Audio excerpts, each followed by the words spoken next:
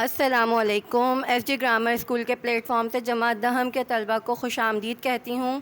میرا نام مس نازنین ہے اور ہم اردو کی کلاس شروع کرنے لگے ہیں۔ آج ہمارا سبق نمبر 2 اسٹارٹ ہوگا۔ سبق نمبر 2 میں ہمارا عنوان ہے نظم حمد۔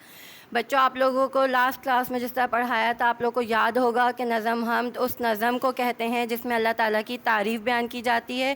آج ہم جو نظم یہاں پڑھنے لگے ہیں نظم حمد، اس کے شاعر ہیں محمد اسماعیل میرٹھی۔ تو بچوں، ہم سب سے پہلے اس نظم میں شاعر کا تعارف پڑھیں گے۔ شاعر محمد اسماعیل میرٹھی۔ مولوی محمد اسماعیل میرٹھی 1844 میں میرٹھ میں پیدا ہوئے۔ 16 سال کی عمر میں معلمی کا پیشہ اختیار کیا۔ محمد اسماعیل میرٹھی کو اردو ادب میں بچوں کے شاعر کی حیثیت سے بہت اعلیٰ مقام حاصل ہے۔ آپ نے بچوں کی اصلاح کے لیے پراثر شاعری کی۔ طرز تحریر کی نمایاں خصوصیات: مولوی محمد اسماعیل میرٹھی نے حالی اور آزاد کی جدید شاعری کو آگے بڑھایا۔ آپ کی تحریر میں سادگی، سلاست اور روانی ہے جو پڑھنے والے کو متاثر کرتی ہے۔ آپ نے بچوں کے علاوہ قوم اور ملت کے لیے بھی شاعری کی ہے۔ علامہ شبلی نعمانی ان کی علمی عظمت کا اعتراف کرتے ہوئے فرماتے ہیں، حالی کے بعد اگر کسی نے سننے کے لائق کچھ کہا ہے تو وہ مولوی محمد اسماعیل میرٹھی ہیں۔ تو بچوں، اب ہم اس نظم کی بلند خوانی کریں گے۔ میں آپ سے درخواست ہے کہ آپ لوگ اس کی بلند خوانی ایک دفعہ اچھے طریقے سے کر لیجئے۔ میں یہاں بورڈ پر جو آپ کے سامنے لکھا ہوا ہے اس پہ پڑھتی جاؤں گی اور ساتھ ساتھ آپ کو اس کی وضاحت بھی دیتی جاؤں گی۔ خدایا نہیں کوئی تیرے سوا، خدایا نہیں کوئی تیرے سوا، اگر تو نہ ہوتا تو ہوتا ہی کیا۔ اس شعر میں شاعر جو ہے اللہ تعالیٰ کی تعریف بیان کرتے ہوئے فرماتے ہیں کہ اے اللہ، تیرے سوا کوئی معبود نہیں اور بس تو ہی تو ہے۔ یہ دنیا اور ساری کائنات تو نے ہی تخلیق کی ہے۔ اگر تو نہ ہوتا تو یہ سب کچھ نہ ہوتا، یہ حسن، یہ دلکشی، یہ نظارے نہ ہوتے، نہ یہ دنیا ہوتی اور نہ انسان ہوتے اور کچھ بھی اس دنیا میں نہ ہوتا۔ شعر نمبر 2 ہے آپ کا، تصور تیری ذات کا ہے محال، تصور تیری ذات کا ہے محال، کسے یہ سکت اور کہاں یہ مجال۔ دوسرے شعر میں شاعر اللہ کی تعریف بیان کرتے ہوئے کہتے ہیں کہ ہم انسان تیری ذات کا تصور اور خیال بھی نہیں کر سکتے، تو ہماری سوچوں سے بہت اعلیٰ و ارفع ہے، ہماری سوچیں محدود ہیں، تیرا تصور کرنا ہماری اوقات نہیں ہے، نہ ہی ہم میں اس کی ہمت ہے اور نہ طاقت، ہم تیری ہی تخلیق ہیں، اس لیے تیرا تصور ہماری سوچ کے دائرے سے بہت بلند ہے۔ شعر نمبر 3، بنائی ہے تو نے کیا خوب چھت، بنائی ہے تو نے کیا خوب چھت، کہ ہے سارے عالم کی جس میں کھپت۔ اس شعر میں شاعر اللہ تعالیٰ کی تعریف بیان کرتے ہوئے آسمان کا ذکر کرتے ہیں کہ اللہ تعالیٰ نے ہمارے سروں پر جو آسمان جیسی خوبصورت چھت بنائی ہے، جو بغیر سہارے کے ہمارے سروں پر صدیوں سے تنی ہوئی ہے۔ اس سورج، چاند، ستارے سب کچھ اسی میں ہے، یہ ساری کائنات پر محیط ہے۔ ہماری دنیا اور ساری کائنات اس میں سوئی ہوئی ہے، سمائی ہوئی ہے۔ اتنی بڑی چھت اور اتنی عظیم کائنات بنانے والا خود کتنا عظیم ہوگا۔ شعر نمبر 4 ہے آپ کا، یہ تارے جو ہیں آتے جاتے ہوئے، یہ تارے جو ہیں آتے جاتے ہوئے، چمکتے ہوئے جگمگاتے ہوئے۔ اس شعر میں شاعر فرماتے ہیں کہ آسمان پر جو ستارے ہمیں نظر آتے ہیں، چاند تارے چمکتے ہوئے نظر آتے ہیں، ان کی جگمگاہٹ یہ اللہ تعالیٰ کی دین ہے۔ اللہ تعالیٰ نے ہی ان کو روشنی عطا کی ہے، جو سب کے سب اپنے مدار میں گھوم رہے ہیں، یہ سب اس خالق کی عظمت کے مظاہر ہیں۔ شعر نمبر 5، چراغ ایسے روشن جو بن تیل ہیں، چراغ ایسے روشن جو بن تیل ہیں، یہ تیری ہی قدرت کے سب کھیل ہیں۔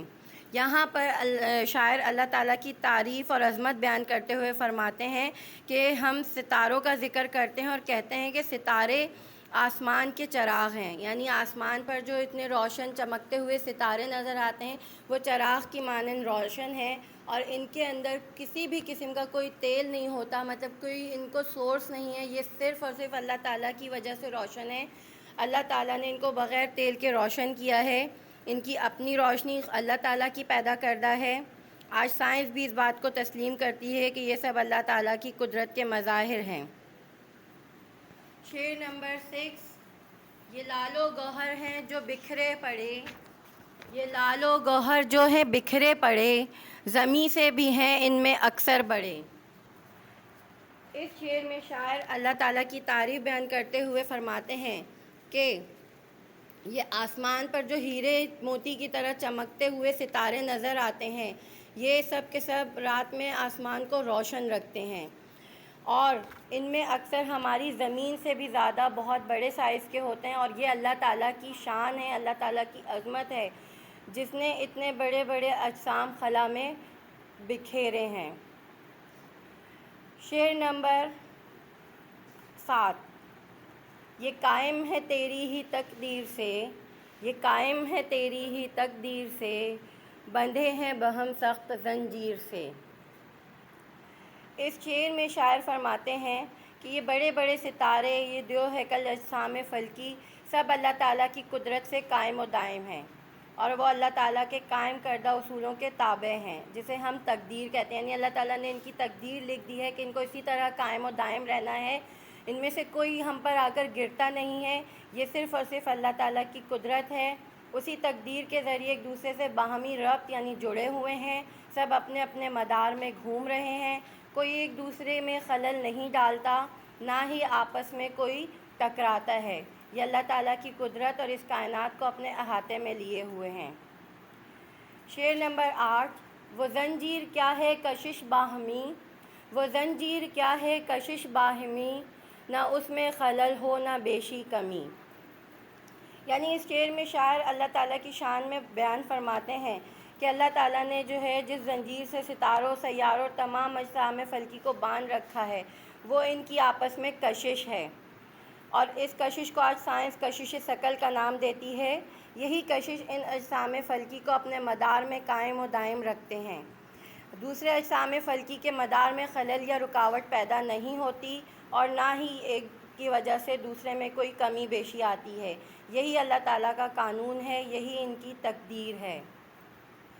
لاسٹ اور آخری شعر ہے ان سب کا آئین ایجاد ایک، ہے ان سب کا آئین ایجاد ایک، ہنر ایک ہے اور استاد ایک۔ یعنی یہاں پر اللہ تعالیٰ کی شان میں بیان فرماتے ہیں شاعر کہ ساری کائنات اور اس کے اندر تمام اشیاء کی تخلیق کا اصول بھی ایک ہی ہے، یعنی یہ اللہ تعالیٰ نے ایک ہی اصول کے تحت ایجاد کیا ہے، اور یہ میرے رب کا کمال ہے جو واحد و یکتا ہے کہ اس ساری کائنات اور اس کے اندر ایک چیز کا خالق اور ان کو چلانے اور پالنے والا وہ رب ذات ہے۔ اللہ تعالیٰ کی ذات ان کے تخلیق کرنے سے بھی پہلے موجود تھی، اور ان کے ختم ہونے کے بعد بھی موجود رہے گی۔ وہ جب چاہے لمحہ بھر میں یہ سب کچھ تباہ و برباد کر دے اور یہ سب کچھ ختم ہو جائے، کیونکہ اللہ تعالیٰ کی ذات اس کائنات سے ماورا ہے اور وہ لازوال اور لافانی ہے۔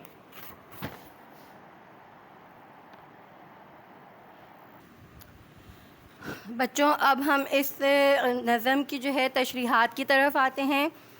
کچھ تشریحات میں آپ کو یہاں پر کرواؤں گی اور کچھ آپ لوگ اپنا خود سے کام کریں گے۔ شعر نمبر 1، خدایا نہیں کوئی تیرے سوا، خدایا نہیں کوئی تیرے سوا، اگر تو نہ ہوتا تو ہوتا ہی کیا۔ حوالہ نظم و شاعر محمد اسماعیل میرچی 1844 میں میرٹھ میں پیدا ہوئے۔ آپ درس و تدریس سے منسلک رہے اور بچوں کے شاعر کی حیثیت سے اعلیٰ مقام حاصل کیا۔ آپ کی شاعری عمدہ اور اصلاح سے بھرپور ہوتی تھی۔ تشریح: درجہ بالا شعر میں شاعر اللہ تعالیٰ کی تعریف اور شان میں فرماتے ہیں کہ اے میرے رب، تیرے علاوہ ہمارا کوئی نہیں ہے، ہمیں صرف تیرا ہی آسرا ہے۔ اگر اللہ تعالیٰ نہ ہوتے تو نہ ہی یہ دنیا اور کائنات تخلیق پاتی، نہ ہی انسان ہوتے، اور دنیا کا کوئی نظام بھی موجود نہ ہوتا۔ یہ کائنات اور اس کا ایک ایک ذرہ اللہ کا محتاج ہے۔ شعر نمبر 2، تصور تیری ذات کا ہے محال، تصور تیری ذات کا ہے محال، کسے یہ سکت اور کہاں یہ مجال۔ حوالہ نظم و شاعر آپ کا وہی ہے جو میں نے پہلے والے شعر میں لکھوایا تھا، اس کی تشریح آپ کے سامنے بیان کر رہی ہوں۔ اس شعر میں شاعر اللہ تعالیٰ کی تعریف و توصیف میں فرماتے ہیں کہ اے میرے رب، ہم انسان تیری ذات کا تصور اور خیال نہیں کر سکتے، ہماری سوچ محدود ہے، نہ ہم میں اتنی ہمت اور طاقت ہے ہم تیری سوچ اور تیرے تصور کو پا سکیں، کیونکہ ہم تیری ہی تخلیق ہیں اور تیرا تصور ہماری سوچ کے دائرے سے بہت بلند ہے۔ بچوں، اب آپ کے سامنے اسکرین پر جو کام ہے وہ کتاب کا کام ہے جو آپ لوگوں نے خود ڈن کرنا ہے۔ نظم حمد کا شعر نمبر 3، 4، 5، 6، 7، 8 اور 9، اس کی تشریحات اپنے الفاظ میں کاپی میں تحریر کیجیے۔ حوالہ نظم و شاعر وہی ہوگا جو میں نے لکھوایا ہے۔ نظم حمد کا صفحہ نمبر 119 میں سوال نمبر 1 کا حصہ الف، ب، جیم اور دال کاپی میں کیجیے، اور سوال نمبر 2، 3 اور صفحہ نمبر 120 میں سوال نمبر 5 کاپی میں تحریر کیجیے۔ بچوں، آج آپ لوگوں کا سبق نمبر 2 نظم حمد یہاں پر اختتام پذیر ہوتا ہے۔ نئی ویڈیو کے ساتھ دوبارہ ملاقات ہوگی، تب تک کے لیے اپنا بہت خیال رکھیے گا۔ اللہ حافظ، اسٹے ہوم، اسٹے سیف۔